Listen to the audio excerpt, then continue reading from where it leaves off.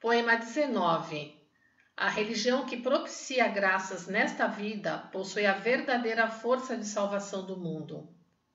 Modéstia à parte, em nossa religião, as graças recebidas nessa vida são maravilhosas.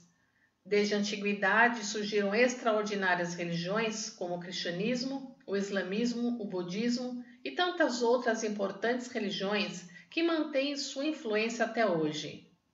Como se sabe, a maioria delas, desde seu início, se ocupou exclusivamente da salvação espiritual.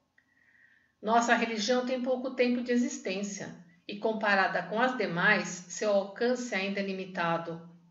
Apesar disso, a rapidez de sua expansão pode ser considerada inédita e está sendo alvo das atenções, o que nos tem trazido muitos inconvenientes. Contudo, trata-se de inevitáveis fenômenos próprios de um período de transição. É apenas uma questão de tempo. Naturalmente virá o dia em que seu verdadeiro valor será reconhecido pela sociedade de forma imparcial. Nós também temos ideais e doutrina, e nos empenhamos como todas as religiões. Gostaria, porém, de escrever que há uma diferença fundamental entre nós e as religiões tradicionais. Se as pessoas não a reconhecerem, não conseguirão compreender nossa essência. A grande diferença é que na nossa religião, as pessoas recebem muitas graças ainda nesta vida. Para os intelectuais, religiões que enfatizam este tipo de graça são de baixo nível e por esse motivo eles se mantêm indiferentes a elas. Se pensarmos bem, veremos que existe uma razão para tal atitude. Atualmente, observando a situação das inúmeras religiões do Japão, constatamos que existem dois tipos: as que possuem traços populares e as que não os possuem. No primeiro caso, o objeto da fé são diversas divindades. Seus devotos, sem exceção, têm como objetivo receber graças nesta vida e praticamente são pessoas sem formação intelectual que não entendem de aspectos teóricos ou filosóficos. Ora, do ponto de vista dos intelectuais, tal tipo de religião é uma tolice e não merece a mínima atenção. Assim, eles definem que a busca de graças nesta vida é própria da fé de nível inferior. Por outro lado, esses intelectuais valorizam as religiões que, não se importando com graças nesta vida, teorizam habilmente suas doutrinas para fins de estudo. Se tais religiões possuírem uma longa história, e nesse período tiverem surgido grandes líderes ou sacerdotes virtuosos, eles as prestigiarão ainda mais, considerando-as de alto nível. Em síntese, para os intelectuais, o nome e a tradição da religião significam muito.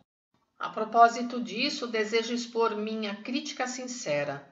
Dos dois tipos de fé mencionados, o primeiro pode ser vulgar, mas a verdade é que ele influencia a massa popular mais do que podemos supor. Dado que a massa tem um baixo nível intelectual, nem princípios nem teorias lhes interessam.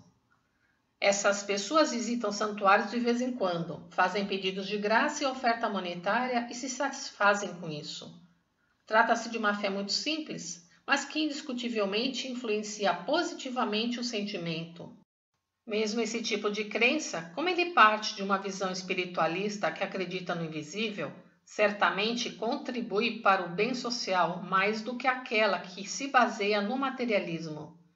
Afinal, uma pessoa que possui o sentimento de orar a divindades dificilmente cometerá crimes brutais a sangue frio. O segundo tipo de fé, diferentemente do primeiro, é seguido por pessoas que, partindo do princípio que não se deve acreditar naquilo que não se vê, rejeitam a crença no invisível, considerando-a como superstição.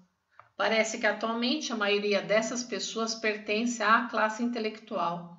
Naturalmente, uma vez que são materialistas, elas até lidam com as religiões, mas como uma forma de estudo.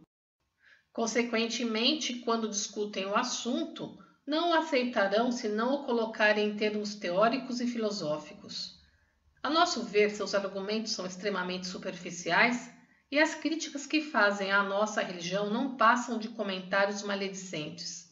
Para se analisar verdadeiramente uma religião, é preciso nela se aprofundar e com olhar aguçado ver como de fato ela é. Nesse caso, deve-se abandonar completamente a subjetividade sem se deixar levar por ideias preconcebidas. Originariamente, a essência de uma religião não está em sua forma, mas em seu conteúdo. Portanto, é necessário que os intelectuais mudem de postura ao tecer suas críticas. De acordo com o exposto, consideramos grosseiro e leviano criticar nossa religião julgando apenas pela aparência e taxá-la de crença popular só porque prioriza o recebimento de graças nesta vida. Enquanto as críticas persistirem nesse foco, elas não terão nenhum sentido. Se fizerem uma profunda análise da nossa religião, compreenderão que ela não só é de caráter popular, mas também teórica. Podemos dizer mesmo que é uma outra religião jamais antes experimentada pela humanidade. E não é só isso. O que defendemos não se limita à religião. Estamos lançando as mais altas diretrizes referentes ao campo da medicina, da agricultura, da arte, da educação, da economia, da política, enfim, a todas as atividades desenvolvidas pelo ser humano. Em suma, queremos demonstrar concretamente a teoria de que fé e vida cotidiana são indissociáveis. Coletânea Alicerce do Paraíso, volume 2, Graças recebidas nesta vida, em 8 de novembro de 1950. Compartilhe os ensinamentos de Meishu Sama.